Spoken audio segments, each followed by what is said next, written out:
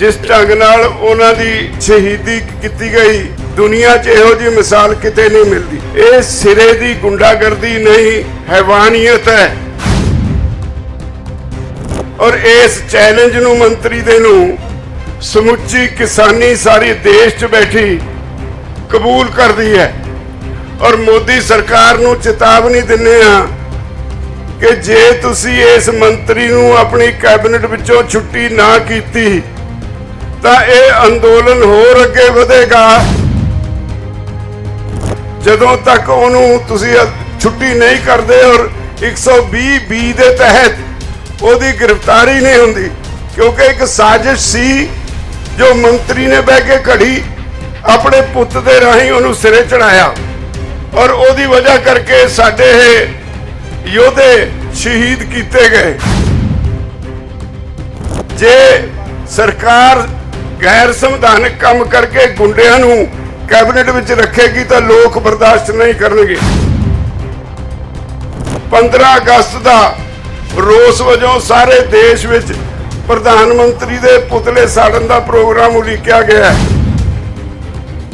मोदी सरकार अड़ी रही है। 18 तारीख नूं सारे देश विच सवेरे 10 बजे तो शाम 6 बजे तक रेलां रोकियां जाणगियां ते फिर भी मोदी सरकार नहीं राहे राह ते आउंदी तां 26 तारीख नूं 26 अक्तूबर नूं लखनऊ च एक बहुत वड्डी विशाल महापंचायत होएगी। इस वेले बहुत वड्डा संकट है तुहाडे उत्ते, खेती ते और सारे देश ते। मोदी सरकार एक एक चीज कॉर्पोरेट हाउसेस के हवाले कर रही है और असी मोदी सरकार नूं चुका के तिन्ने कानून वापस करने लई मजबूर करांगे और इन्हां शहीदां नूं इंसाफ दिवाउण लई उस मंत्री नूं डिसमिस करवावांगे मंत्रिमंडल चों। अज दे साडे शहीदां नूं श्रद्धांजलि भेंट करने लई सतगुरां दी हजूरी जुड़ बैठी गुरु रूप साध संगत सब तो पहला फतेह अर्ज करदा। वाहिगुरू जी का खालसा, वाहिगुरू जी की फतेह। साध संगत जी, साडा ये देश लोकतांत्रिक देश है। इत्थे सरकारां एक संविधान के अनुसार चलदियां ने ते संविधान विच गुंडियां नूं कोई थां नहीं हुंदी। इत्थे जो कुछ होया, जिस तरह धमकियां दित्तियां गईयां एक केंद्रीय मंत्री वालों और बड़े प्लानड ढंग नाल साडे ये जुझारू शहीदां नूं जिस ढंग नाल उन्हां दी शहीदी की गई दुनिया च इहो जी मिसाल किते नहीं मिलती। ये सिरे दी गुंडागर्दी नहीं हैवानियत है। और इस चैलेंज नूं मंत्री दे नूं समुची किसानी सारी देश च बैठी कबूल कर दी है।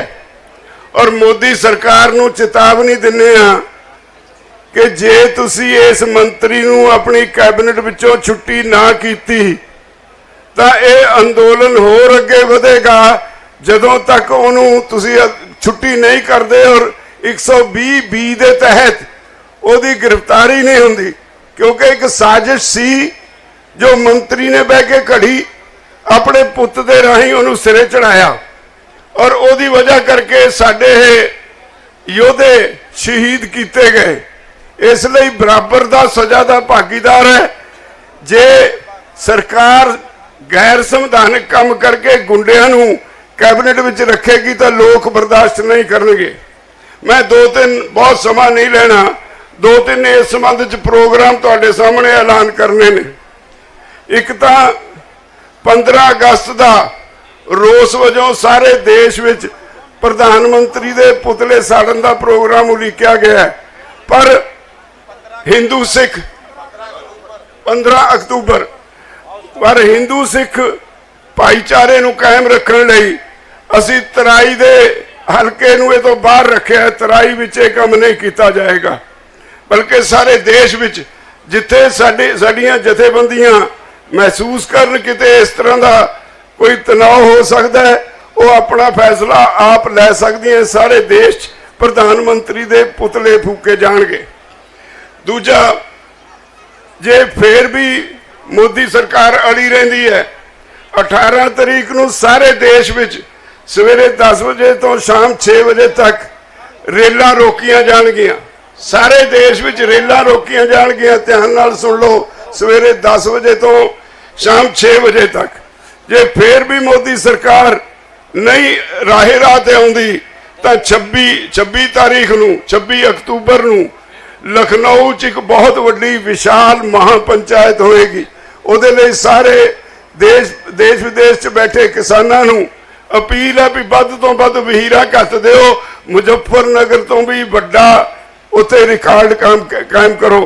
ਭਰਾਵੋ, ਇਸ ਵੇਲੇ ਬਹੁਤ ਵੱਡਾ ਸੰਕਟ ਹੈ ਤੁਹਾਡੇ ਉੱਤੇ, खेती ते और सारे देश ते। मोदी सरकार एक एक चीज कॉरपोरेट हाउसेस के हवाले कर रही है। तुहाडी खेती कॉरपोरेट हाउसेस के हवाले करन दा एक छड़यंत्र सी, जिहदी वजह करके अंदोलन उन्हां दे खिलाफ चलिया। 1 साल तो यह अंदोलन चल रहा है और दुनिया में इस तरह का कोई भी अंदोलन नहीं जिहड़ा एडी वड्डी गिणती में चलिया होवे, एडा लंबा समा चलिया होवे और इन्ना शांतमई रहा होवे। इसलिए असी इस अंदोलन नूं शांतमई रखण लई पूरी तरह कमिटेड हाँ, दृढ़ हाँ। शांतमई रह के अंदोलन करना साडा संविधानिक हक है और असी मोदी सरकार नूं झुका के तिन्ने कानून वापस करने लई मजबूर करांगे। MSP का कानून बनाउण लई मजबूर करांगे और इन्हां शहीदां नूं इंसाफ दिवाउण लई उस मंत्री नूं डिसमिस करवावांगे, मंत्रिमंडल चों हटावांगे और मजबूर करांगे मोदी नूं कड्ढना पए और ओनूं ते ओहदे बेटे नूं दोहां नूं मिसाली सजा दवावांगे ताकि अगों तो कोई कहे इन्ने उच्चे अहुदे ते बैठा कोई भी अधिकारी, कोई भी मंत्री या कोई भी बड़ा आदमी लोकां नूं इदां धमकियां ना देवे और गैर कानूनी काम ना करे। तो मैं तुहाडा सारिਆਂ ਦਾ ਧੰਨਵਾਦ करदा। एक बेनती होर करनी है। मैनू बैठे नूं महसूस हो रहा सी कुछ सज्जन इत्थे नारे लवा रहे सी, गुरु ग्रंथ साहब की हजूरी च कृपा करया करो, जयकारे तो लगते ने, नारे नहीं लगते। इस करके गां तो इस गल का ध्यान रखियो। मैं सतगुरां दे चरनां विच अरदास बेनती करदा भी वो साडे ये विछड़े योद्धियां नूं अपने चरनां विच निवास बख्शण और परिवारां नूं सानू सारिआं नूं पाणा मन्नण दा बल बख्शण ते नाल ही शहीदां दे परिवारां नूं ये यकीन दिवाउणा तुसीं इकल्ले नहीं, तुहाडे इन्हां पुत्रां धीआं ने, परिवारक मैंबरां ने, सारे दुनिया विच बैठे लोकां दा दिल हलूणे है। सब नूं एक लड़ी च परो दिता है। 2-3 दिन पहला इंग्लैंड विच उत्थे दे जिहड़े पंजाबी भाईचारा बैठा सी, एक बहुत वड्डा जलूस कढ के तुहाडे हक विच मुजाहरा कीता है। हुण कनेडा विच तैयारी हो रही है, आस्ट्रेलिया च तैयारी हो रही है, इसे तरह अमरीका दे विच तैयारी हो रही है। सारी दुनिया तुहाडे नाल है, तुसीं इकल्ले महसूस ना करियो। असीं जदों भी आवाज़ मारोगे असीं तुहाडे नाल खड़े होवांगे। तुसीं साडी किसानी दा सरमाया हो, तुसीं वो ऐसे योद्धे पैदा कीते ने जिहदी किसानी कोई दे नहीं सकती। मैं फिर सारी संगत का धन्नवाद करदा जिहड़ी अज शरधा दे फुल भेट करन आई। सतगुरां दे चरनां विच हाज़री लाउंदा फतेह अर्ज करदा। वाहिगुरू जी का खालसा, वाहिगुरू जी की फतेह।